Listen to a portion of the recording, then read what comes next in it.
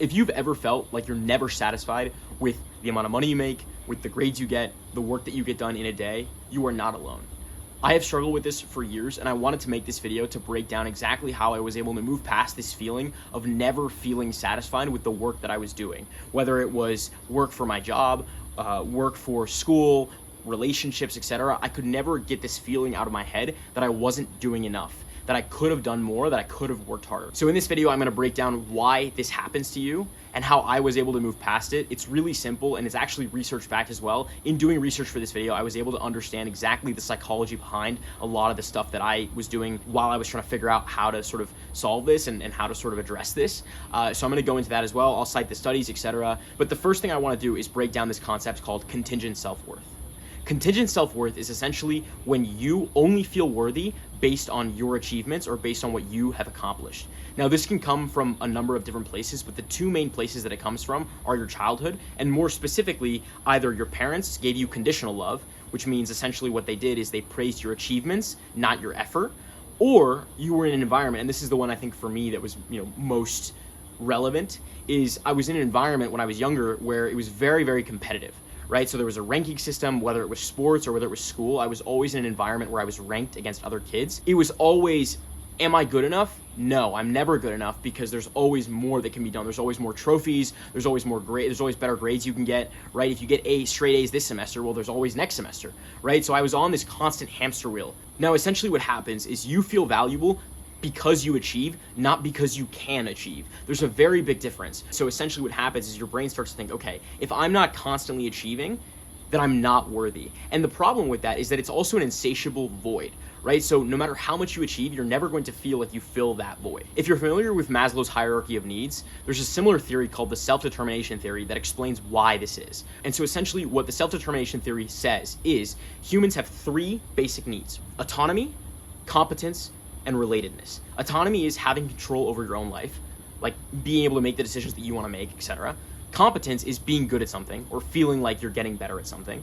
And the last one is relatedness. So relatedness just comes down to connection, having genuine relationships with and feeling connected with your community or with the people around you. And essentially what the self-determination theory explains is that if one of these needs is not met correctly, you will start to seek it out in other areas. And this is heavily influenced by your childhood, right? So this is heavily influenced by when you were a kid, what you were told either by your parents or either by your environment. There's also two things that you might be doing that make it worse, right? So you might be doing either emotional suppression, where you suppress your emotions. So when you do feel this fear, this anxiety, etc., in your head, it comes down to, no, I just need to grind more, right? I just need to work harder, I need to achieve more. And then these feelings of insecurity, these feelings of fear, these feelings of anxiety, etc., will go away because of what I achieve. And the second thing is this thing called the false self. When you're in this pattern of constantly grinding, etc., what you're going to do is create this false image of yourself, right? And this false image is essentially a person who only grinds, who's only productive, etc. And you essentially create this persona of yourself because of the insecurity you feel, because you can't be yourself, because yourself is not worthy, or at least that's what your brain has told you.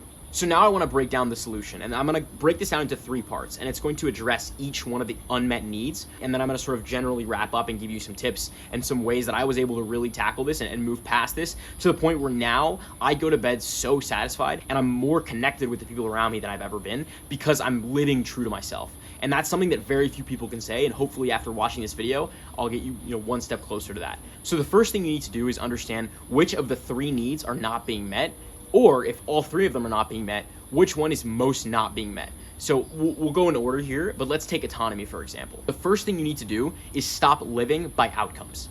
And that comes with a very important question that you need to ask yourself right now, which is, what would I regret not doing? Not because I should, but because it's important to me. So you have to start taking this lens and looking at your life in the sense of, okay, what would I want to do? Not because I should, but because I genuinely want to do it, and I would feel sad if I didn't. So a great example for me personally was piano. For the longest time, I wanted to play the piano. When I had friends growing up, they went to piano classes every week, etc. I was never able to play the piano. I was never committed enough when I was younger to go do it. And so one of the things for me, when I started to step out of this sort of false self that we're talking about today, where I'm obsessed with achievement, is I started to look at things that I wanted to do for the sake of doing them, not because I thought that I could get an outcome from them. And piano was one of those things. The other thing you need to do is find things that feel like play to you.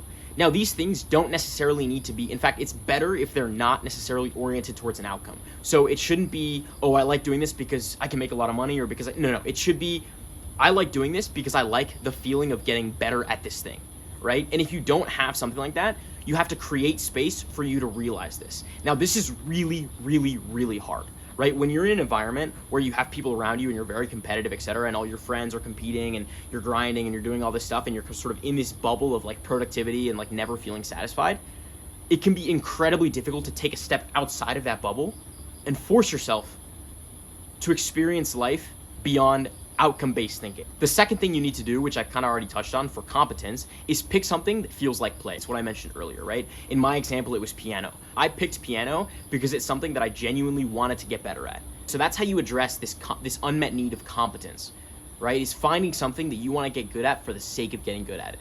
The last thing, and honestly one of the most important things, if not the most important thing, is restoring this idea of relatedness. So you should try and surround yourself with people who do things for the sake of doing them.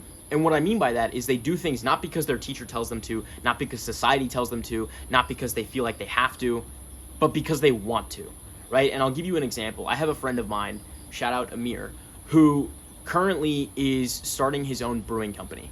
And he's doing it not because he feels like he needs to be an entrepreneur, or he feels like he needs to make a little extra money on the side, or etc. He's doing it because he's genuinely passionate about what he's making. And you can feel that. So when you surround yourself with people like that, who are doing things because they want to, not because they feel like they have to, that energy is going to naturally radiate onto you and you're going to feel secure. The problem is when you're surrounded by people who are constantly competing, who are really insecure, etc., it's only going to fortify that false self that you've built up because you feel like you can't be yourself around these people. You feel like you have to build up this facade. You want to avoid that because that's only going to make the problem worse. Now, I'm going to quickly wrap up here. But I want to say two things first that are warnings to you if and when you do try this, because I really, really hope you do. If you do feel this way, you might feel at first when you start to do these things like everything is falling apart. Because think about it, your entire worldview is doing this outcome-based thinking. So when you take a step back outside of that and you start to think a different way, it's going to feel like your entire world is just not making sense. You're going to feel like you're wasting your time.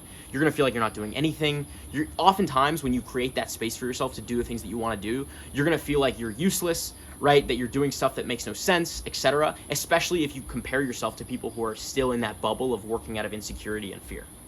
You're going to feel guilt. You're going to feel restlessness. You're going to feel boredom. It's normal. The way I like to think about it, and when I was looking at the research, this is a term that they coined, and it's this idea of productivity withdrawal. When you've been living your life in a certain way for a certain period of time, you're going to feel a certain withdrawal if you try to shift away from that, right? That's completely normal. Just remember, this is something that is temporary, and focus on the progress that you're making, not the outcome. The last thing I'll say is just remember to be nice to yourself. I know it's corny, I know it's stupid, but be kind to yourself. Don't, rip yourself apart for not being perfect. I remember when I was doing this, I took a summer off from, working, from, all my friends were doing internships or working or taking summer classes or playing on sports teams, etc., doing all these different things, right? And I remember I took a summer off and I literally just went to the gym, hung out with my family, and hung out with my friends. And that drove me insane. I mean, I remember there were times when I literally broke down in tears and I couldn't understand why. And it was because I'd lived so long in this bubble of productivity that I couldn't even separate myself from that productivity. That productivity was who I was.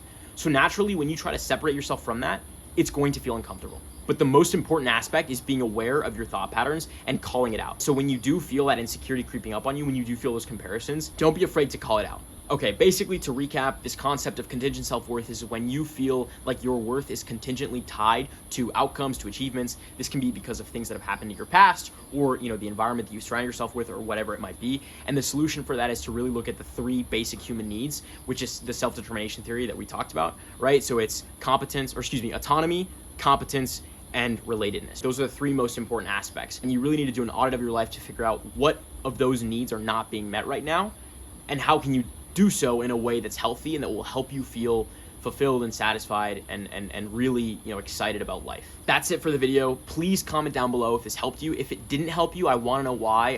This is my first video. I want to improve, so I want to understand what I did well in this video and what I can improve on. My goal is to continue posting videos like these about psychological concepts that I've learned about in my own life that have helped me, as well as other different tips and tricks that I've picked up as someone who is very ambitious, but also very sort of introspective. That's really my goal, is to help people like that. And if you made it this far into the video, then I guess you're one of those two, if not both. If you enjoyed this video, please also tell me. Positive feedback definitely does help as well, not just negative feedback. And if you want to see more videos like these, please hit the subscribe button.